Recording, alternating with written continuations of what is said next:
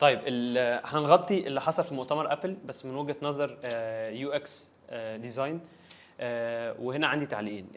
في الطبيعي اللي بيغطي مؤتمرات ابل بشكل عام اي تك ريفيور بيتكلم عن الابديتس نفسها، ما بيتكلمش عن البيهايند ذا سينز في اللي بيحصل في المؤتمر. فعشان احنا بنغطي كل حاجه عن السوفت سكيلز خاصه في الديزاين اندستري، فانا عندي تعليق الاول على جزء في الستوري تيلينج بتاع اي حاجه بتعملها ابل في العموم، خاصه في المؤتمر ده مثلا كمثال. وبعد كده نخش في الابديتس بس من وجهه نظر اليو اكس، وهتكون ان شاء الله كلها دريفن باي البرسبكتيف ده. طيب اول حاجه بخصوص الستوري تيلينج، لو لاحظتوا في حاجه في الستوري تيلينج اسمها سي ات لاست. بمعنى ايه؟ لما يكون عندك حاجه مهمه جدا وهي دي الحاجه اللي الناس المتوقعه انها تسمع لك مستنياها، زي مثلا في مؤتمر ابل كان الكلام كله عن الاي اي والناس كلها كانت مستنيه ابل ازاي هتخش المساحه بتاعه الاي اي، خاصه انها ساكته من اول ما الموضوع بدا الناس تتكلم عنه وتطلع فيه تكنولوجيز وكده. فبطبيعه الحال لما تيجي تعمل برزنتيشن سواء في الشغل في الشركه بتعمل ميتنج او اي حاجه ومنتظر منك الحديث عن شيء ما، بس في الكيس او الكونتكست بتاع الاناونسمنت مش في اي حاجه، يعني ما تبقاش داخل ديزاين كريتيك او داخل حد ينتقد التصميم بتاعك وتقعد تاخر الموضوع للاخر قوي، which is ده ساعات بيحصل بس بطريقه تانية. فلو لاحظتم هتلاقوا ابل جت في الاخر وراحت مأخره اي حاجه عن الاي اي، خليته في الجزء الاخير خالص which is ده الجزء اللي الناس مستنياه. فدايما انت قاعد مستني اللحظه دي، وده يخليك تتشد لكل لحظه تتقال قبل كده، لدرجه ان ممكن الاي يتقال دلوقتي فانت قاعد مستنيه، على عكس انك تحرقه في الاول وبعد كده باقي الابديتس مش هتبقى واخده تراكشن او انتباه عالي جدا. فدايما بعد كده داخل مكان، داخل برزنتيشن، داخل توك، داخل تعمل اي حاجه، المتوقع منك دايما اركنه في الاخر. عندك قصه عايز تحكيها، شوف انت عايز تقول ايه، شوف ايه هي خلاصه الموضوع، حط الخلاصه دي اخر حته او اخر جزء في البرزنتيشن او اخر جزء في التوك او اخر جزء في الستوري، وبيلد اب عليها او ابني عليها او لمح ليها او ابدا طلع لها تاريخها، طلع مثلا ما يثبت ان هي موجوده، طلع اراء الناس فيها وخلي رايك انت في الاخر. فدي واحده من الحاجات المهمه جدا في الستوري تيلينج. في حاجه تانية هنا، فكره البراندنج بتاع الكومن سنس ايتمز. بمعنى ايه؟ لما يكون في حاجه مشهوره جدا انت محتاج تعمل لها براندنج باسم يليق بالكونتكست اللي انت فيه. وحتى في الكيس ستاديز في اليو اكس لما بنيجي نعمل مشاريعنا يقول لك لكل جزء في البروجكت بتاعك ما تديلوش اسم تكنيكال، يعني يقول لك تايتل ات، يعني دي عنوان، ادي تايتل، عرفنا انت عملت ايه هنا. يعني لو انت بتعمل اب اي كوميرس مثلا فانت تقول انا ديزاين اليوزر فلوز للاي كوميرس اب وليكن موبايل ابلكيشن، انت محتاج تقول ان انت بتريديفاين ازاي اليوزرز بيستخدموا الاي كوميرس ابس علشان مثلا يشتروا الحاجه الفلانيه. انت هنا فعلا بتديها تايتل، بتديها عنوان، بتعمل لها براندنج. ولو انت عملت ده عن طريق مثلا ان انت مثلا بتستخدم الالوان علشان تزق على حاجه معينه، فممكن تحط العنوان ايه مثلا the user experience of colors، فيبقى انت كده عملت براندنج وعملت عنوان للقصه اللي انت عايز تحكيها. ابل بتتبع نفس النظريه في معظم المؤتمرات اللي بتعملها وفي معظم الحاجات اللي بتعملها. لما بتعمل اكسبيرينس جديده او تجربه جديده او عنصر جديد، وحتى ده شفناه في الدايناميك ايلاند لما عملوه في الايفون 14، ما قالوش احنا عملنا حاجه، عملنا طلعوا قصه. قال لك العنصر ده بما ان هو مش متصل باي حاجه فهو شبه الجزيره كده وسط الميه فهيبقى اسمه ايلاند، ودايناميك عشان بيستقبل كذا انبوت وبياخد كذا شكل، فهو دايناميكي مش ثابت، مش ستاتيك، مش ثابت في مكانه، لا ده بيكبر ويصغر. فادوا له براندنج. نفس الكلام حصل مع الاي اي. وممكن احيانا كتير واحنا شغالين على الكونسبت في الديزاين بتلاقي ان من حظك الحلو ان الحروف الانيشال فاللي انت شغال عليه ممكن تليق على كذا حاجه.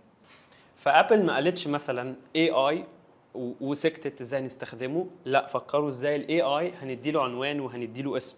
فابل حرف الاي اصلا اوريدي، وانتليجنس هي الكلمه الموجوده في الارتفيشال انتليجنس، شالوا ارتفيشال وسمينا الموضوع ابل انتليجنس، وهيفضل ده البراندد ايتم بتاع الذكاء الاصطناعي جوه الديفايسز بتاعت ابل. فما عادش هيبقى كلمه artificial intelligence application into apple devices، ما تبقاش جمله كبيره كده. الموضوع هيصغر خالص لحد ما هيبقى ابل انتليجنس كبراند، حاجه مختلفه عن الاي اي اللي الناس بتستخدمه، مع انه هو بس بانترفيس مختلف، ودي حته هنجيلها قدام شويه. بس فكره الانيشيالز لما بتظبط وتعمل لها اسم وتعمل لها براندنج بتبقى من الحاجات المهمه جدا. حتى انا برضو لما كنت بعمل في الفيديو بتاع اليس فريم ورك اللي هو الفيديو اللي مدته ساعه، كان يهمني جدا ان الانيشيالز بتاعه الفريم ورك تظبط على كلمه مشهوره او معروفه زي كلمه يس. فكنت بعدل الكلمات مخصوص علشان تليق بالمعنى او الكلمه اللي سهل تداولها زي كلمه يس، فبقى واي اي اس اس. الفيديو هبقى اسيبه في حرف الاي فوق. خلينا نخش بقى على الابديتس اللي ابل عملتها، بس مش كلها، ونعرف كل ابديت مبني على قانون من القوانين اليو اكس على اي اساس، وبرضه هنشوف الاي اي ممكن ازاي يساعدنا في حاجه زي كده وانا شغال. خلينا بقى نروح لاول ابديت من الابديتس بتاعه ابل، ولكن من وجهه نظر يو اكس. وده قبل ما نخش عليه خلينا نقول حاجه. الابديتس اللي بتعملها ابل في الاغلب مبنيه على كذا عامل، مش كل العوامل بتكون بس يوزر اكسبيرينس، ولكن مهم جدا احنا كيو اكس ديزاينرز نبقى عارفين وجهه نظر الاكسبيرينس من ناحيه الابديت اللي بيتعمل ده ايه. يعني في ابديتس تبقى دريفن اكتر من ناحيه بيزنس، دريفن اكتر من ناحيه كوميرشال، من ناحيه سيلز، من ناحيه ماركتنج، وفي ابديتس برضو تبقى مدعومه برضو مع هذه العناصر من ناحيه اليوزر اكسبيرينس. فاي حاجه هنقولها هنحاول نشوف وجهه نظر اليوزر اكسبيرينس فيها عامله ازاي. اول قانون من قوانين يو اكس، في قانون اسمه فيتس لو، بمعنى ان كل ما الحاجه تكون بعيده عن اليوزر والمجهود المبذول عشان يضغط عليها كبير، فده بتخليه مش قادر يوصل لها. وده كان موجود في البرودكت بتاع الفيجن او اس اللي هي النضاره الجديده اللي عملوها. الحته بتاعه الكنترول سنتر كان صعب قوي، لازم تبص فوق علشان توصل لها. دلوقتي بقت سهله جدا، موجوده تحت، وبتقلب ايدك بس كده، الموضوع بقى بسيط. ودي على فكره يعني لو عايز تعرف هي ليه معموله، فانت محتاج تدور على فيتس لو تفهم هو الفيتس لو بيقول ايه، وبيزد على ده احنا عملنا الحركه زي دي. فممكن تتخيل كده السيناريو اللي حصل جوه ابل من ناحيه الديزاينرز اللي شغالين في البروجكت ده. احنا ليه بنعمل كده؟ عشان لاحظنا ان الانتراكشن بتاع اليوزرز على المكان ده بياخد وقت وبياخد مجهود، او مش كله راح عليه، او في ريبورتنج حصل من اليوزرز. فاتباعا لفيتس لو احنا هنقصر المسافه والمجهود. وعلى فكره فيتس لو هيتكرر معانا كذا مره، بيدرايف كذا ابديت حصل قدام. نخش بقى على الابديت الثاني، وهو موجود حتى في الهيورستيك ايفالويشن بتاع نيلسون نورمان جروب، اللي هو اليوزر كنترول. من الحاجات المهمه في الاكسبيرينس ان انت تدي اليوزر بتاعك على الديجيتال سيستم اللي انت عامله او على الابلكيشن اللي انت عامله التحكم الكامل فيه على قد ما تقدر. في الاي اس دلوقتي بقى ينفع تغير الالوان وتغير مكان الايكونز. طبعا انا عارف ان ده موجود في اندرويد، ولكن في الاي اس ما كانش موجود، كان كل حاجه بتبقى مترتبه فوق، ما ينفعش تشد ايكون تحطها تحت، بترتبه من فوق لتحت. اليو اكس لو في الموضوع ده، حتى لو ليه موجود في الاندرويد ما كانش موجود في الاي او اس، او ليه دلوقتي موجود في الاي او اس، او ليه ده اصلا مهم، لازم تكون فاهم ان انك تدي التحكم لليوزر بتاعك. كل ما تدي له تحكم على عناصر مختلفه كتير، ده بيدعم قانون او برنسبل في اليو اكس اسمه giving user the control، بمعنى ان هو يقدر يتحكم في الوان الايكونز، يتحكم في مكانها، يتحكم في شكلها. ودي حاجه كويسه جدا، وتعمل في كذا ابديت ان انت تدي اليوزر الكنترول ان هو يتحكم في الانترفيس بتاعه. الابديت اللي بعد كده، وهو يعني ساعات ممكن تعمل تغيير واحد بيدعم كذا قانون. في قانون او برنسبل في اليو اكس تعتبره كونسبت اسمه بيرسوناليزيشن، ان انت الحاجه اللي بتتعمل الابلكيشن بتاعك ينفع يبي تو بي بيرسوناليزد على حسب التجربه بتاعه الشخص. وده هيبقى موجود كتير قوي الفتره الجايه، طبعا شكرا للاي اي، لانه هيدعم التجارب الشخصيه والانتراكشن بتاعك يقدر يفهمه، وبعد كده يديك ريكومنديشن على ده. طيب واحده من جيفنج يوزر كنترول زائد بقى البيرسوناليزيشن في ايه؟ ان انت لما تلون الايكونز بالشكل اللي انت عايزه، فانت بتبيرسوناليز الاكسبيرينس النيتف بتاعه الاي او اس على الايفون، انها تكون شبهك او شبه الحاجه اللي انت تحب تشوفها وهكذا. في هنا نقطه يو اكس عايز اقولها. اي قرار يو اكس بيتعمل بيبقى ليه حاجه اسمها تريد اوفس او بروز اند كونز، يعني مميزات وعيوب. انا عايزك تتخيل اللي حاصل جوه، يعني وانت بتاخد قرار زي ده مثلا في ابلكيشن من الابلكيشنز اللي انت شغال عليها مثلا، لازم تكون فاهم ان انت محتاج لما تفكر انا هخلي اليوزر يغير الايكونز، فده معناه ان لازم اي ابلكيشن يكون داعم للخاصيه دي. ده معناه ان الابلكيشن اللي بيتعمل او اللي موجود مثلا، لو التيم الديفلوبمنت بتاعه ما ربطش مع ابل في الاي بي اي وقال له لما يجي اليوزر مثلا يغيره للون الفلاني خلي الاب يتغير باللون الفلاني، لان في ايكونز بتبوظ لما بتيجي تغير كل لونها، وده لما يكون البراندنج او اللوجو ديزاين معمول بشكل ضعيف.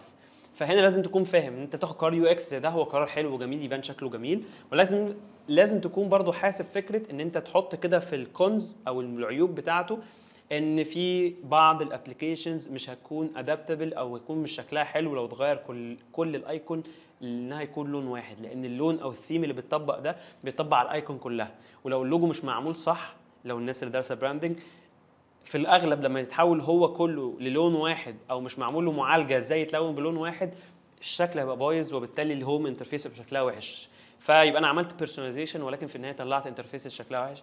ما بقولش ان ده يمنع ان الخاصيه دي تنزل، ولكن الحاجات دي لازم تيجي في بالك وانت بتعمل اي خاصيه، ايه هي المميزات وايه هي العيوب.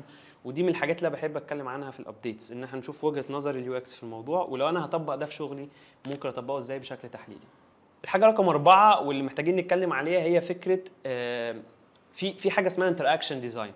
واحده من الانتراكشن ديزاينز او الطرق اللي احنا نتراكت فيها مع الديفايس بتاعنا حاجه اسمها جيستشر بيزد انتراكشنز او بيهيفيرز. بمعنى ايه؟ ان انا ممكن امسك ايدي كده واعمل كده او اعمل كده مثلا فيعلي الصوت، اعمل كده مثلا فيوطي الصوت. طيب برضو ده سيم لما تيجي تعمل والابديت ده حصل حتى في الفيجن او اس، وحصل برضو في الايفون انك لما تعوز ترد على مكالمه مثلا ومش عايز ترد ممكن تعمل كده، فالايفون بيفهم راسك ان انت مش عايز ترد او كده. طيب الفكره في الموضوع ده انك لما تيجي تعمله كيو اكس ديزاينر او تقول مثلا انا الاب بتاعي هحط فيه حاجه زي كده، لازم تكون عارف البروز اند كونز بتاعته او هي الكونسيرنز اللي انت لازم تكون واخد بالك منها وانت بتعمل حاجه زي كده. لازم تكون فاهم ان الديفايس اللي هتعمل عليه الابلكيشن لازم يكون فيه السنسورز المناسبه اللي ينفع تتريجر او تشوف الحركه اللي انت بتعملها دي وتفهمها وتقراها. فده معناه انك لو شغال على اي او اس مفيش مشاكل، اي او اس في الكابابيلتي دي وهو بيتيح لك ده من خلال اصلا ان هو بيقول انا بقيت اعرف اعمل حاجه زي كده. لكن لو الاب بتاعك مثلا بينزل على ديفايسز ما فيهاش السنسورز او الحاجات اللي زي دي، فانت لازم تكون فاهم ان مش مجرد الخاصيه شكلها حلو وخلاص فانا هعملها في الابلكيشن بتاعي، واهم حاجه يكون كديزاين شكلها حلو وادي اليوزر كابابيلتي واصلا الديفايس بتاعه مش بيوفرها. الابديت اللي بعد كده وهو برضو مبني على فيتس لو. فيتس لو بنقول ان الحاجه كل ما تبقى بعيده وكل ما يبقى مجهود الوصول اليها كبير كل ما اليوزر اصلا ما بيعرفش يوصل لها، واحنا محتاجين دايما نقلل الوصول او نقلل المجهود المبذول للوصول لاي زرار مثلا. فانت لو عندك كارد مثلا على الانترفيس بتاعك وانت عايز ناس تاكسس الكارد ده، من الافضل ساعات في بعض الاحيان يعني مش دايما ان تخلي الكارد كله كعنصر كليكابل، فانا لما ادوس على الكارد كده اخش عليه مثلا او اخش على تفاصيله. ساعات ناس بشوفها بتعمل دايره صغيره كده وفيها ايكون ودوس على الايكون دي، فده طبعا انا عشان انشن على الاثنين 3 بكسل بتوع الايكون دول واروح ادوس، فده بيقلل الوصول او الاكسسبيليتي. طبعا في كيسز ده هيبقى احسن على حسب طبعا الكونتكست، ولكن نفس الكلام حصل في الابديت ده بتاع ان انت لما تاخد السكرين تعمل لها سنيبنج على الجنب كده فتاخد نص الشاشه، ولما تاخد سكرين تاني تعمل لها سنيبنج على الجنب زي موجود في الويندوز تاخد نص الشاشه التاني. ده بيأيد حاجه اسمها المالتي تاسكينج في اليو اكس، انك يبقى ازاي تخلي اليوزر عنده مالتي تاسكينج بيهيفير ويعرف يعمل الكلام ده. وفي نفس الوقت فيتس لو مطبق في ايه؟ ان انت تقدر تعمل ده من اي مكان على الجنب على اليمين او اي مكان على الجنب على الشمال او اي مكان فوق او اي مكان تحت، مش لازم تروح لمكان معين عشان تعمل فيه البيهيفير ده، لا اي مكان. وبالتالي انت زودت المساحه اللي اليوزر يقدر يعمل فيها الفانكشن دي وقللت المجهود المبذول علشان يوصل للفانكشن دي، وده اتباعا لفيتس لو. الابديت اللي احنا داخلين عليه دلوقتي مهم جدا لان احنا دخلنا على الابديت او الجزء بتاع الاي اي. قبل ما نشرح ابديت الاي اي وان ابل دلوقتي بقت ينفع تبروسس داتا انت شغال عليها وينفع تريكومند لك حاجات بيزد على النوتيفيكيشن اللي بتتعامل معاها وينفع تبروسس داتا بيزد على رسايلك والحاجات اللي بتتكلم فيها، وطبعا هي بتقول انها بتدعم البرايفسي وكده، وتقدر من خلال اللي بتقراه عندك على الجهاز ان هي ترشح لك حاجات ما بترشحهاش لحد غيرك. وهنا في نقطه مهمه جدا ابل بتركز عليها، فكره الكونتكست، وركزنا عليها كذا مره ماترز حتى في الفيديو اللي فات، ان انت دايما لازم تفهم ان كل ما الكونتكست اللي بيحصل فيه التجربه يكون مميز كل ما الاوتبوت اللي بيطلع من هذه التجربه بيكون اميز. بمعنى ايه؟ ان ليه الاي اي فرق في الموضوع؟ لان الانبوت الاي اي في النهايه انت بتدي له داتا وبتطلع منه داتا. يعني الاي اي في الاساس لو جبنا مثال اللي هو الجبل الجليد ده، من فوق الانترفيس انت شغال معاه، من تحت الداتا بقى وكل التفاصيل اللي بتحصل في الداتا، بعيدا عن التكنيكاليتيز في الموضوع لان انا اصلا مش تكنيكال داتا. بس باختصار شديد كل جهاز عليه داتا شكل، يعني انا جهازي هيبقى غير جهازك انت، غير جهاز اي حد، فبالتالي كل ما الداتا تكون مختلفه كل ما الاوتبوت يكون مختلف وكل ما الريكومنديشنز تكون مختلفه. بس هنا في نقطه لازم نكون فاهمينها، الداتا علشان تخش جهاز لازم يحصل لها حاجه اسمها بروسيسنج. البروسيسنج عشان نخش في تفصيل تكنيكال لان انا كمان مش اوير بيها 100%، بس اللي انا فاهمه ان البروسيسنج ده بيحتاج هاردوير وسوفت وير. السوفت وير مش ما عندناش مشكله فيه، المشكله كلها في الهاردوير. الاي اي عشان يشتغل بيرن كميه تفاصيل كبيره جدا على ان الموبايل بتاعك يستحملها، في لدرجه ان الاي اي عشان تعمل له تريننج اصلا محتاج ان هو يرن على اجهزه او على ديفايسز فيها قدره استيعابيه للبروسيسنج دي بشكل كبير وبشكل مهول. ازاي الجهاز اللي انت شايله في ايدك هيقدر يبروسس الداتا الكتير اللي انت ممكن تدخلها له مره واحده، خاصه لو هتتكلم مع سيري مثلا.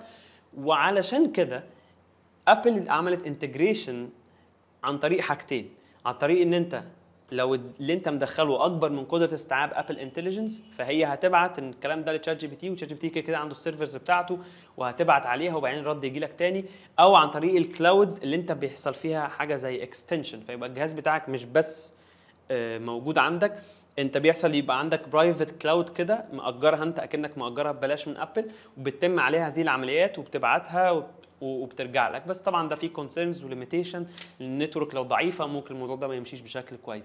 بس باختصار شديد لازم نكون فاهمين ان انت دايما انت بتعمل اي بروسيس في الاي اي فانت محتاج بروسيسنج باور، محتاج ماشين تبروسيس الداتا دي على حسب تعقيد الداتا، على حسب البروسيسنج باور اللي هتتصرف.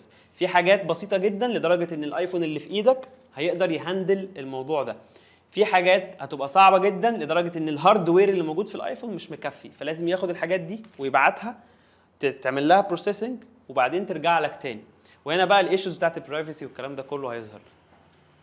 ومن هنا نخش للابديت المهم جدا اللي ابل عملته، ان دلوقتي انت تقدر تعمل نيتيفلي جوه الاي او اس فكره ان انت لو بتكتب حاجه تقدر تعمل لها ري رايت بطريقه معينه، بطريقه بروفيشنال، بطريقه فريندلي. حطوا الانترفيس بتاع فكره اعاده كتابه الاشياء، اعاده تلخيص الاشياء، ان انت مثلا تكتب ايميل بشكل وترد عليه بشكل سمارت من غير ما تفكر في الايميل الرد هيبقى عامل ازاي. بس هنا احنا عايزين نستوقف حاجه من ناحيه اليو اكس. لو لاحظت ان كل الادوات اللي موجوده اونلاين بتعمل نفس الوظيفه، بس الفرق ما بين كل اداه والثانيه هو اليوزر انترفيس او اليوزر اكسبيرينس. بمعنى ايه؟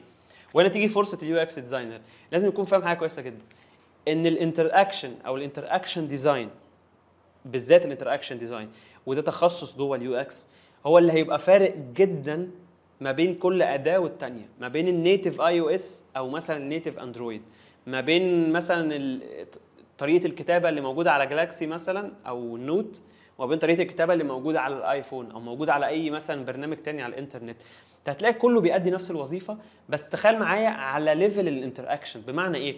مثلا لو انا هعمل هايلايت للكلمه، امتى الاوردر بتاع ري رايت هيطلع، ولما ادوس ري رايت هيلود ازاي، ولما يديني النتيجه هتتعرض مره واحده ولا هتتكتب قدامي. الحاجات دي كلها تحت الامبريلا او تحت المظله بتاعه الانتراكشن ديزاين. وهنا الجزء اللي انا عايز افهمه هنا، دي هنا الفرصه بتاعه اليو اكس ديزاينرز الفتره الجايه، ان هو يفهم ان التحدي مش في ان هو يبيلد السكرين، التحدي الكبير ان هو يبيلد الانتراكشن اللي هيحصل. فممكن سكرين واحده هي بالظبط هتفضل زي ما هي ثابته، بس انت بتفكر ازاي هتلود، وازاي مش عارف في اللحظه الفلانيه اللي بيقول فيها ايه هيطلع الكورسر بتاع الماوس، وازاي هيحصل كذا. حاجات تفاصيل بتحصل، كل تفصيله منهم بتقعد على الشاشه ثانيتين او ثلاثه فبس ورا بعض، فلك ان تتخيل ان هي نفس الشاشه نفس الكلام نفس كل حاجه، ولكن بتغير في تفاصيل صغيره جدا. دوروا اكتر على الموضوع ده وبعد كده هنبقى نعمله توتوريالز او نفهم ازاي بيتعمل. الابديت الاخير اللي ممكن نتكلم عليه وهو فكره الاب اللي ابل عملته مخصوص علشان الناس تعمل عليه صور. هتلاحظوا في الاب ده حاجه ان هو اسمه الايمج بلاي جراوند تقريبا، ان انت بتختار ما بين 3 ستايلز اللي هو illustration تقريبا او 3 دي او كرتون وات ايفر. اللي بيحصل هنا ايه؟ ليه ابل ما سابتهاش مفتوحه، او ليه من الاخر في مثلا بريسيتس او حاجات بتختار منها؟ هو ده اللي كنت بتكلم عليه من شويه، ان تجربه الاستخدام بتفرق. طب ما تشات جي بي تي 4 بيطلع صور، في تولز كتير بتطلع صور. لو رحت عند كل واحده هتلاقي كل اب له طريقه في ان هو يطلع لك صور. في اب بيسهلها عليك، يقول لك اختار في الدروب داون دي ما الستايلز اللي انت عايز تطلعها. وفي اب تاني يقول لك لا مش دروب داون، بيحطها لك في شكل ايكونز وانت تسحب ما بينهم. وفي اب بيفهم انت عملت ايه قبل كده ويقول لك دول اكتر ثلاثه انت استخدمتهم. اللي انا قلته من شويه 3 طرق لاكسبيرينس او جيرني لحد بيعمل بيها صور. ابل عملت نفس الكلام. وعلى فكره اب زي ده ممكن يتحسن كتير قدام على ليفل الانتراكشن ديزاين، ازاي اخلي اليوزر يدي انبوت بسرعه علشان ياخد الداتا منه وبروسيس الكلام ده واطلع له الاوتبوت. وهتلاحظوا حتى والاوت بيطلع في لودنج ستيت اللي هي ملونه اللي بتتعمل دي في حد ذاتها. في ابس مثلا بتتغاضى عنها، اللي هو يقول لك ايه لودنج يور بيكتشر بس كاتب لك كلمه. وفي اب بيعمل لك حركه كده يحسسك ان هو بيعمل سحر في الخلفيه. وفي اب تاني كنت بستخدمه على الانترنت اسمه ايديوجرام، لما بتيجي جنريت عليه صور بيقعد يكون لك في الصوره ابيض واسود كده، بتحس ان انت بتشوف مراحل تكوين الصوره، تحس انها شبه صور السونار بتاعت الجنين. فانت بتحس انك بتخلق الصوره معاه او بتشوف هو بيعمل ايه، بدل ما يقول لك استنى انا بعمل لك الصوره، ففي ملل في الموضوع. لكن لما يعمل لك لودنج ستيت ويوريك بيهايند ذا سينز ايه اللي بيحصل، حرفيا انت بتبقى مستني الصوره عادي حتى لو 90 ثانيه، فانت مستنيه على التجربه الفري مثلا. التفاصيل اللي انا بتكلم فيها دي هي دي التفاصيل بتاعه المستقبل بتاعه اليو اكس ديزاين. هي دي التفاصيل اللي المفروض كل ديزاينر يبدا يركز عليها وهو بيكريت الاكسبيرينسز. ما بقولش ان احنا نسيب اليو اي والتيبوجرافي على جنب او الكلام ده كله، هنقول ان ده اساسي، ولكن في ليفل تاني بسبب الاي اي فبقى الموضوع كله معتمد عليه. هتلاقي كل الابلكيشنز بتقدم نفس الفانكشنز، بس مش كله بياخد منك انبوت بنفس الطريقه، ولا كله بيطلع لك اوتبوت بنفس الطريقه. بكده نكون خلصنا تعليقنا على مؤتمر ابل اللي ما غطيناش فيه كل الفيتشرز، بس غطينا بعض الفيتشرز من وجهه نظر اليو اكس. كان عندي تعليق تاني عايز اقول لكم ازاي تستخدم الاي اي في ان هو يجنريت ليك او يساعدك ويعلمك ازاي مؤتمر ابل بينعكس على اليو اكس. فانا هروح اعمل الكلام ده على اللابتوب، ولكن ده هنخليه الحلقه الجايه على طول.